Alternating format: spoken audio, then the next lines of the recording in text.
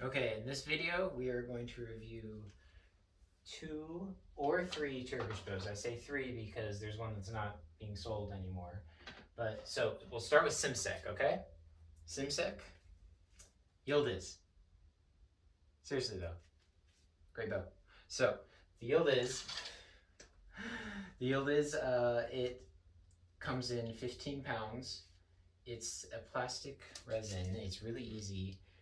It says Simsek bow right there, so you know it's the top. It's perfect for children. When I say children, supervised children. So the bow itself weighs not very much.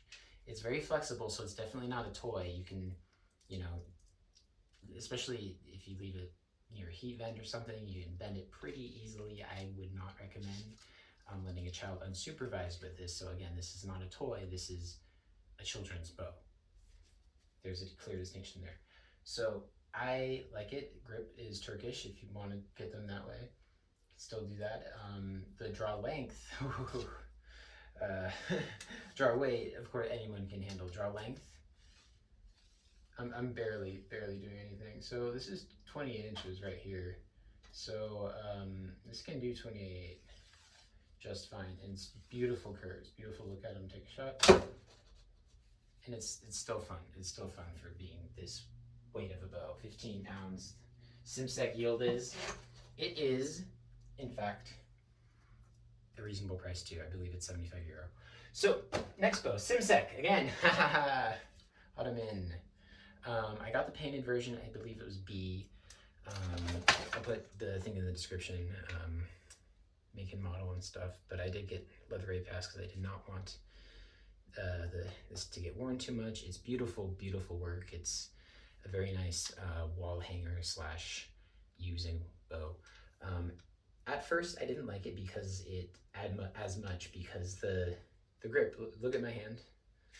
Look how big that thing is. So, but I realized 2, 3, 4, 6 months ago that it's not the grip, shape, size that matters. It's how you use it. So I'm gonna use it very carefully here. I just went exactly where I wanted to, not even a millimeter off. So using this the way it's intended to use. So again, in my previous video I mentioned that bows you should use them like designed to. So anybody can use a short bow, anybody can use a tall bow as long as they have good form and know how to use the bow. They shoot accurately, they know how to use what is provided for them. It's a tool, it's an instrument, a bow. So I'll take a couple more shots with the Simsek. It is a stacky bow, so if your draw length is 28 inches like mine for this style bow, you start to feel at the end, but that's not a bad thing. It goes really fast. I've yet to chrono it. I have a chrono right there. It doesn't work in fluorescent lighting. I have only fluorescent lighting. So use a really light arrow for this guy. Simsek doesn't like it if you use a too heavy arrow, understandably, because the bow is designed for light arrows. It's reinforced here by this clear stuff.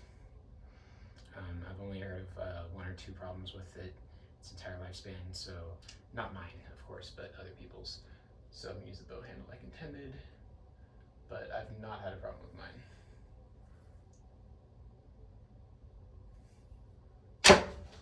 There we go.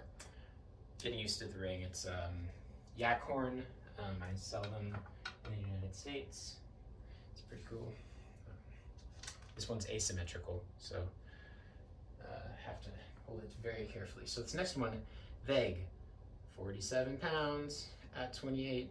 So I am going to, what I didn't mention before, I'm going to draw all these bows at the same draw length. So I need to feel what each bow has at its draw length that I choose to use it from.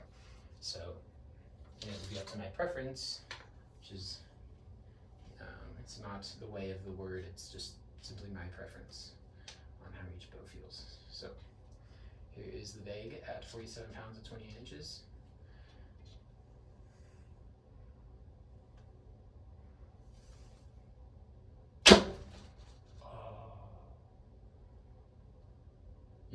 I do this thing to like 33 because I was like, oh yeah, it goes to 33 inches. Let's draw it to 33 inches all the fucking time. I cram now, shooting this at knot 33. Like, what the hell? Like, I was hella overdrawing it before. Do not overdraw your bows. Give always a 2-inch max bow's draw length above your max.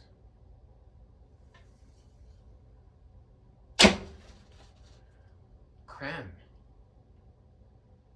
Okay, I have one more of this blue arrow. But I did get a little hand shock there, but that's probably just me. But we'll find out. This, not this knock though. Wait, I can just see. You can do this. Squeeze on the knock swing just a little bit tighter. I don't recommend it. It decreases the lifespan of the knocks, but it makes you shoot this one shot. I mean, that will not falling off.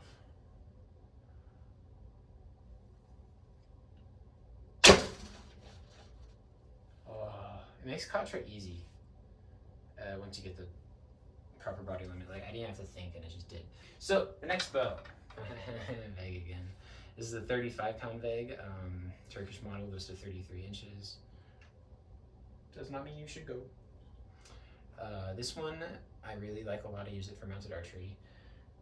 Mounted archery Gao Ying say that you should use a bow draw length of, no, it was Weili or Gangli, that guy who we liked, but it was like, he's like, I disagree with this man, type deal.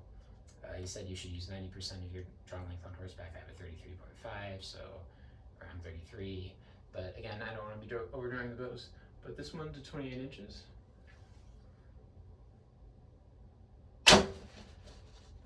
Exactly where I wanted. So the benefit of short draw bows with longer,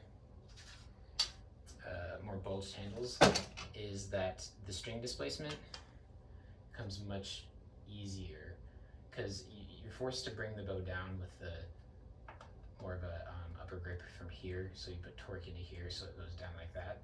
That allows this part to be relatively straight. I didn't do very good there, but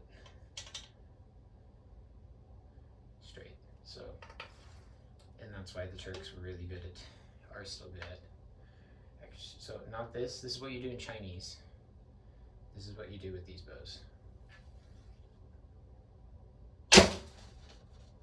Same hole. So, final bow, bonus bow. Paragon Solak. My second bow ever. First bow, where'd I put it? It's around here somewhere, the SKD. So I went from this bow, right here, to this one. I could string this. This was a struggle. I had to use the sit down method where you sit down and this goes here and this goes under here. Yeah. Anyway, so, but man, oh, the memories with this bow is, and it's just right for my hand. Like, I went from this shooting 4 hours a day, ow, palm of your hand, to this, and it's just like, woo. So, but first, in homage of the SKB, I'm going to take a, what do you call it, a left-handed shot with it. So we'll see if I can do it left-handed.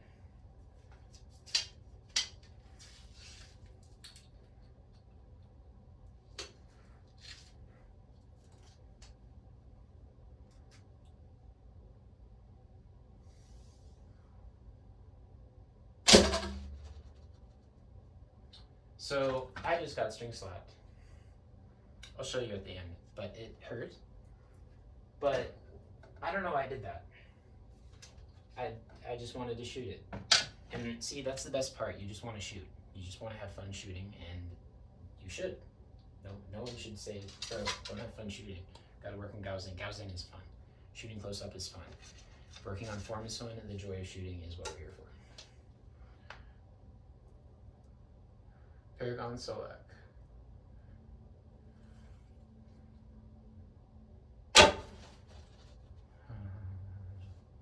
It's like one of those longing laster crimes. If you just ask Walrus Folger on Facebook, he will give you like the description of how he feels when he shoots any bow. It's not safe for work, and it wouldn't over 18, definitely over 18, probably 21 for his reviews. But beautiful birch bark. Thing I like most about this bow, by the way, it's 43 pounds at 31, 20. Here we go. 43 pounds at 31 inches. Wait, no, 32. I've used it so much it's kind of worn off. 43 at 31.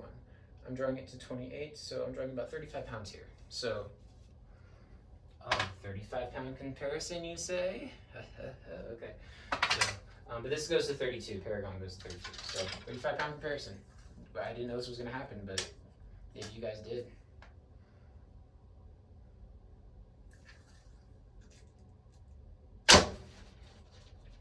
Okay.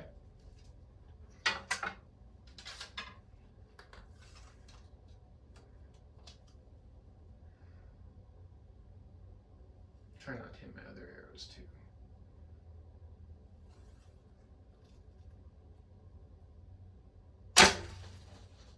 This one. And I will tell you why. So out of the two 35-pound bows that I have that are this length, I think the Simsek is also, no, it's 43 yet, whatever. So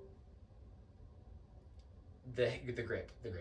So this has a more flat slash, it's a little bit, it goes just a little bit here, but overall it has its flat spaces, very slight, but there is some flat there, leading it to, so if you get here, the C grip, which is good here, these fingers can't influence as much because, actually, wow, center of the grip is pretty much in the middle of this finger and this finger, so making it really easy to displace the string katra correctly. This bow has a more narrow arrow pass, so I'm going to shoot one more arrow with this bow, trying to apply the same mechanics as the other one. So this bow reacts better, I think, if you have the same here. So that could just be due to the suede I put on. I know it comes with the Techno wood, which is this guy, but out of all the Turkish bows, Paragon, Vegh, like target shooter for stability, Paragon if you're going 3D. That's all I gotta say. But Simsek, my boy Mac from Mac's Tactical Archery, he froze this shit in the ground. He froze it in the ground. Then he took a thing and he kept hitting it in the ice to break it up. But before that, garden hose overnight in fucking Central America, Central United States. He froze his bow. He froze the Simsek bow. Not this bow, but he thought it out. He thought it out. He shot it. He shot it. It's fine. He still uses it. So if I had to pick bang for buck, fucking this one. And it's heat resistant and waterproof, so you can shoot it whenever and wherever you want. Just remember to use a light arrow for it. But durability wise, Simsek, because you're not going to be worried if, like, for me, I care, like, my personal feelings are in those bows. This bow, I know it can be replaced by Simsek and it be still the same quality. You know, one of these doesn't get made anymore. One of these is out of stock half the time. So if you want something that would actually, oh God, this one's the winner. This one's the winner. Oh, also this one, if you want to get your kid into archery, but he's like 2, gotta wait till he's like maybe 4, but it's a good one. Just leave it strung up or in the box. Yeah, 15 pounds, and then this one is 43 pounds at 28. So, thank you for watching.